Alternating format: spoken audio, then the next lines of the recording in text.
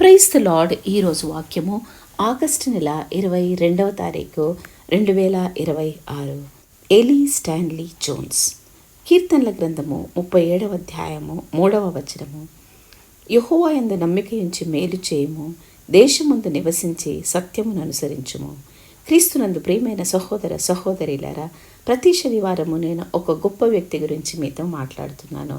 ఎందుకంటే వారి జీవితం నుండి మనం స్ఫూర్తిని పొందుకొని మన జీవిత కాలంలో ఎంతైతే అంత చేసి వెళ్ళిపోదామనే ఉద్దేశంతో మాత్రమే పంచుకుంటున్నాను. అంతేకాకుండా ప్రతి శనివారము ఒకే ప్రశ్న వేస్తున్నాను.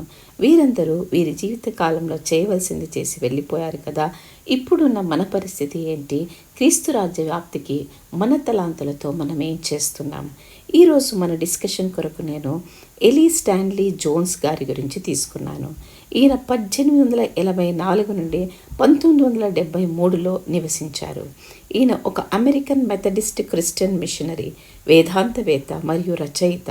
భారతదేశంలోని విద్యావంతులైన తరగతులకు ఆయన చేసిన మతాంతర ఉపన్యాసాల కోసం అతన్ని జ్ఞాపకం చేసుకుంటారు.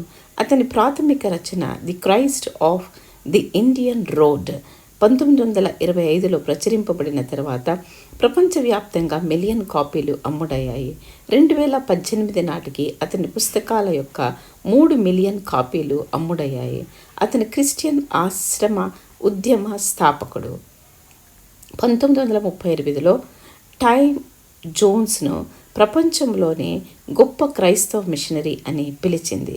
మెథడిస్ట్ ఎపిస్కోపల్ చర్చ్ యొక్క బోర్డ్ ఆఫ్ మిషన్స్ కింద 1907లో భారతదేశంలోని మిషనరీ సేవకు పిలిచినప్పుడు అతను ఆస్బరీ కాలేజ్ ఫ్యాకల్టీలో ఉన్నాడు. అతను భారతదేశానికి వచ్చి దళితులతో సహా అత్యల్ప కులాలతో కలిసి పనిచేయడం ప్రారంభించాడు. అతను భారత స్వాతంత్ర ఉద్యమంలో అనేక మంది నాయకులకు సన్నిహిత మిత్రుడయ్యాడు. అతను మోహన్ దాస్ కే గాంధీ మరియు నెహ్రూ కుటుంబంతో ఎక్కువ సమయం గడిపాడు.